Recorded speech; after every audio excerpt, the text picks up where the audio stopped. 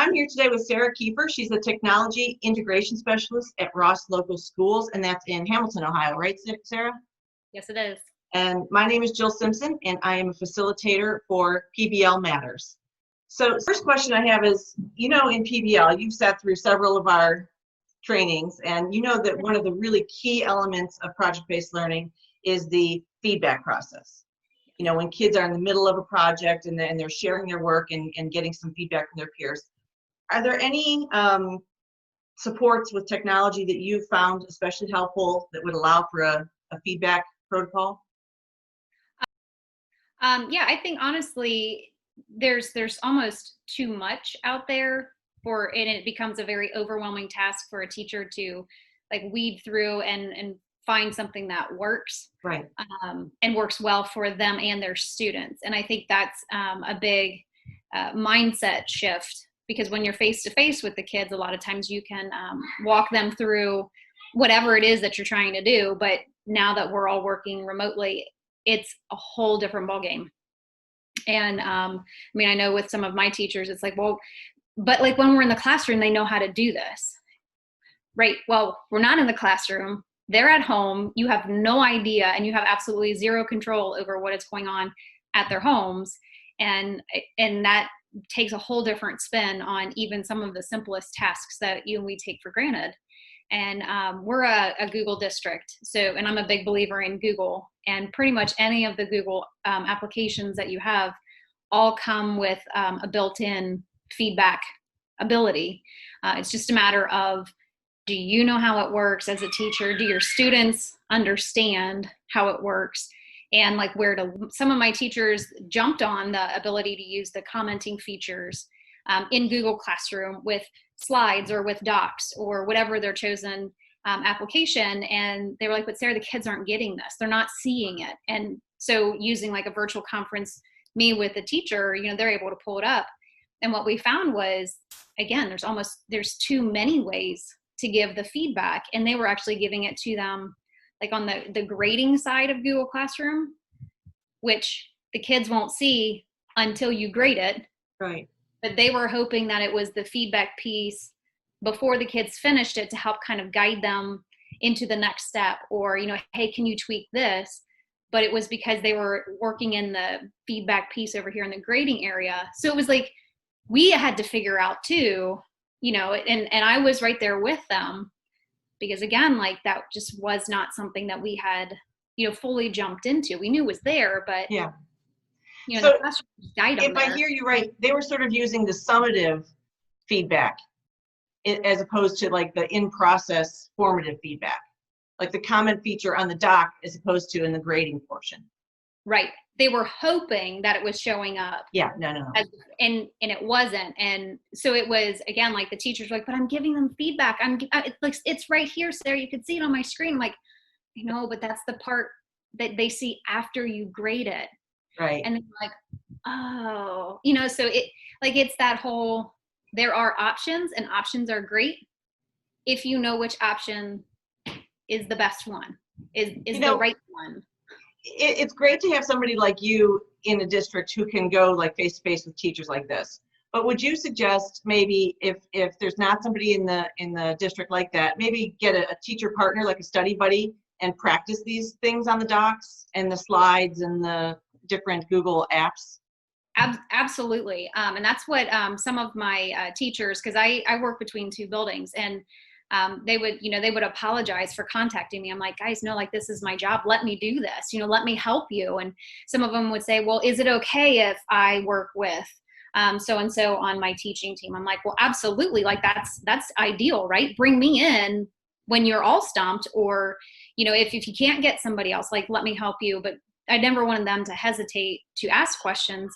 And I would tell them, like, that's a great opportunity. Share it with a partner. Even, and some of them, a lot of our teachers have students in our district.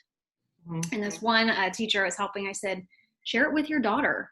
Yeah. See it from her perspective. What does that look like for a student? And that was another thing that we actually found very beneficial, is I created a couple of fake students. Yeah. for like one per grade level. And the teacher said that they found that very helpful. And I said, no, keep in mind, like, this is a fake student. This student is not getting access to, you know, all of our curricular programs, but you can very much see what Google Classroom looks like for this fake student. And like, if you comment on a doc, where does it actually go, you know, or doesn't go? That's a great idea. That's a great idea for teachers to do. I mean, we're all learning this together, right? And actually this process that we're talking about so models PBL for the teachers, doesn't it? It's, you know, collaborate, revise, fail forward, make some mistakes. That was actually a comment that I said to Becky early on in this. I said, you know, I feel like this was a really poorly planned PBL project, and we're really seeing how well we are not going to be doing on this. And I said, we're going to be failing forward a lot on this. And you know, it was kind of like, because we had that mindset, like, you know, we laughed about it, but we weren't necessarily laughing about it because it's very real. And you know, we didn't, again, like you feel like you can put in place some planning with PBL, and you know, there's some structure in this, kind of just threw all of that out the window. As you and I both know, hashtag teachers are my peeps, right? Absolutely. I mean, they're figuring it out. It's amazing. Oh, and it was wonderful. And that was something that at the end of the school year, you know, we would ask, and a lot of teachers would comment that they learned far more and pushed themselves far more technologically in this period. And several of the teachers said, you know, I learned things that, you know, they're like, maybe I should have learned before, you know, but, and I said, hey, let's just keep using it and going forward. Like, let's not just go back and revert back to how we were doing it. Let's take the good pieces of this and go forward. So a lot of the teachers ask me too about managing the project through technology. You know, sort of like a project board that I've seen in classrooms where as kids go through the process, they move their icon along on a pegboard or whatever it may be physically. Is there a good way to do that with the technology? Again, I think it goes back to the age group of students that you're working with. Like a Google form, like a check-in, I think would be great for students that are able to give more and better feedback, like a fourth grader or a third grader. You know, if you're talking about for younger students, I don't know that a lot of like text heavy, you know, like a form is going to be your best option. The older kids, I think, you know, you could have a check-in every Monday, Wednesday, and Friday, you know, and you can get a gauge on like how they're feeling. And then you as the teacher get that immediate feedback. I love Google Forms for that, because you can set it up to be a lot of different styles of questions. For little kids, it could even just be, because a lot of the communication has to go through the parents, depending on like what your access is. You know, a lot of our teachers use like a class Dojo or some sort of, you know, system like that they had already had in place, which I think was key to be able to communicate back and forth. One of our teachers came to me and she said, you know, like, I feel like I need to see physical evidence come back. She's like, but we're not doing that paper exchange. So we actually created a Google Photos album for each student, and then gave the parents the access, and the parents could take pictures, and then that gets, you know, directly submitted to the teacher. And then what the teacher could do then is comment. And then the parents would get a notification, oh, you know, Mrs. Kiefer commented on this photo. And then the parents could then, you know, be with the child, and either the kid, you know, can see it, read it, and then comment back. They could have like a little virtual, you know, conversation around whatever piece to that project or that assignment or activity that they were doing. And that it was a first grade teacher that I worked that out with, and she really loved it. She said it was a really great way of using an application that, I mean, we'd never used before in a classroom. You know, that makes so much sense for kids, you know, for little ones, the photos. And it would also be maybe a learning experience for them to, how do I frame this photo? If I get, you know, what's the most important part of my project that I want to show in the photo? So.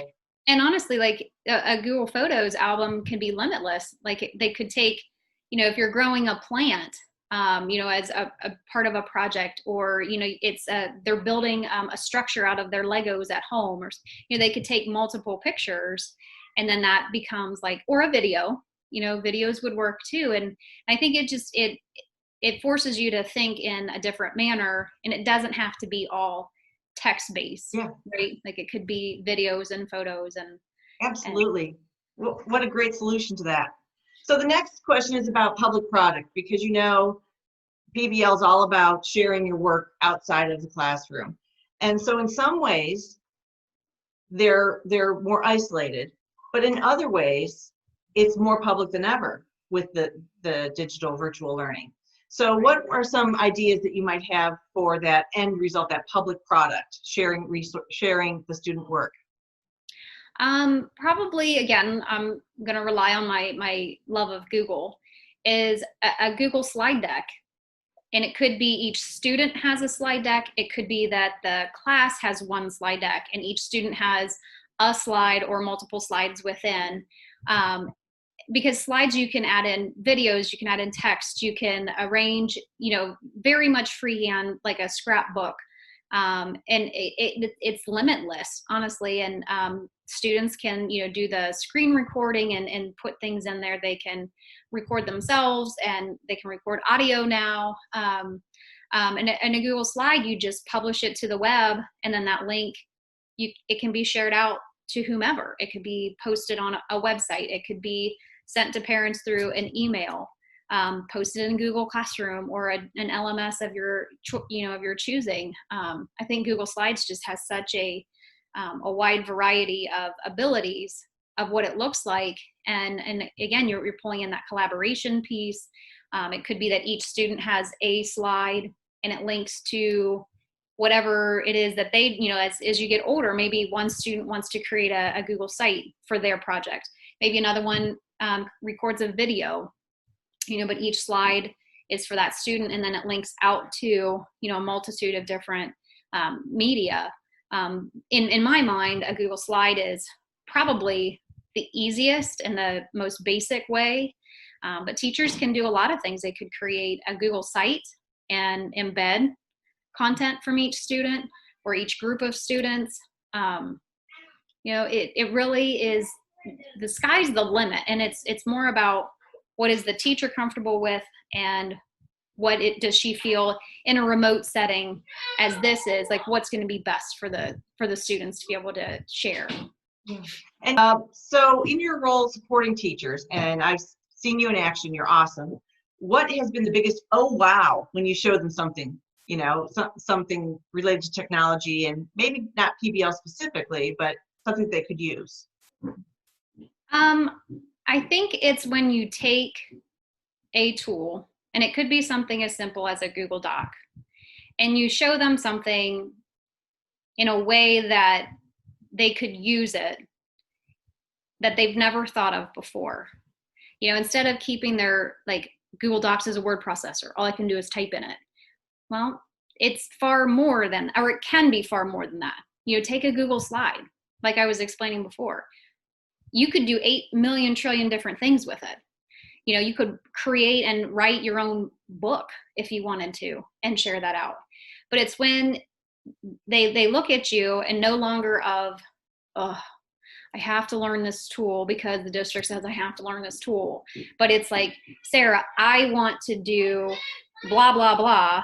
And I go, okay, well, how about we try using this? And they go, oh, that's such a great idea. And then I'm like, let me help you. Like, let's work through this. And that's probably my favorite, is when these teachers come to me and they say, I want to do X, Y, or Z. And I say, okay, well, how about, and I maybe throw out an idea. Sometimes they jump on it. Sometimes they're like, no. I'm like, okay, let's talk it through, but it's that collaboration that I get to see with them. And then, it's that relationship building between them and myself. And it becomes less about the tool and more about, like, let's work together to make whatever it is. And sometimes the end product is different than we had both anticipated in the first place anyway. But that's cool. Super happy. Yeah. And what you're saying mirrors exactly what those teachers then go back to their classroom, and they have that same experience with their kids, or virtually. They have a conference with the kid and they share what you've shared. And then it even evolves on that level, right? Because as we know, the kids are going to say, but hey, what if I do this? And they come up with something better than you or I or the teacher could have thought of, right? Right. It's taking those boundaries and knowing that there are boundaries and we do have to have boundaries, but sometimes it's okay to push that boundary. Or when that boundary pushes back, like, okay, so now look to your right, like what's over there, and it doesn't all have to be that. And just because teacher in the next door over is doing that doesn't mean that you have to either, because again, like what's best for your kids.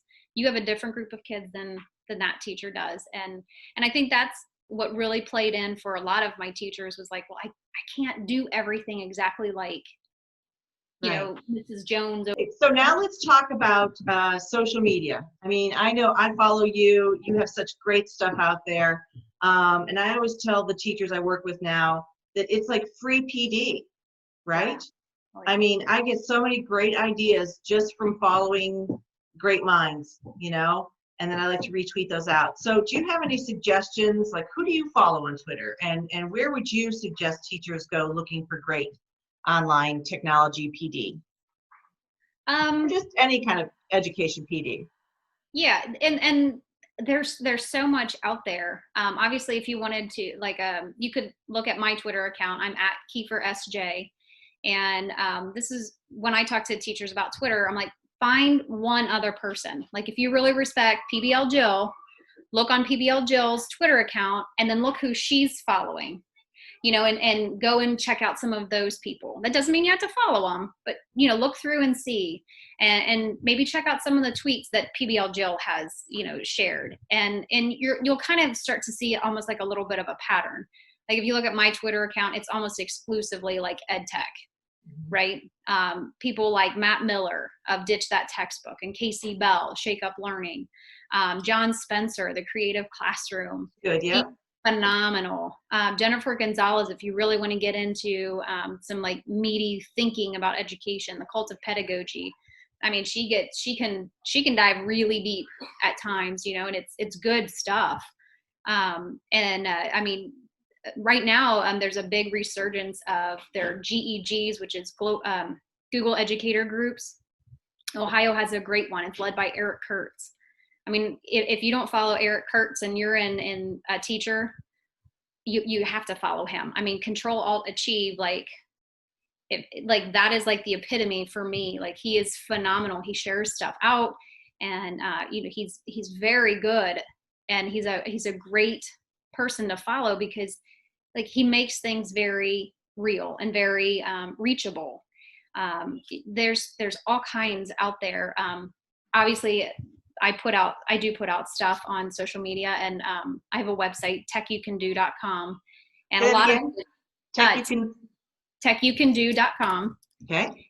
And I really try to frame it because these are the adventures that I live on a daily basis with my teachers. Yeah, I mean, there's so much free stuff out there that it's almost kind of crazy, to think that, and I tell teachers, like, don't look at it as like people are putting out like the best and the shiniest of what they do, but they're just sharing out. It doesn't mean you have to do it that way. It doesn't mean that your product's going to look like that. Or like maybe you see an idea that a high school teacher and you go, well, I only teach fourth graders, but you could take something that they shared and apply it to your kids, Absolutely. And it's that accepting mindset of not trying to keep up with the Joneses, but hey, the Joneses are putting that out there. Like, what of that can I use and take for me and my students? Well, thank you so much for chatting with me today. You're welcome. This has been fun. Yeah.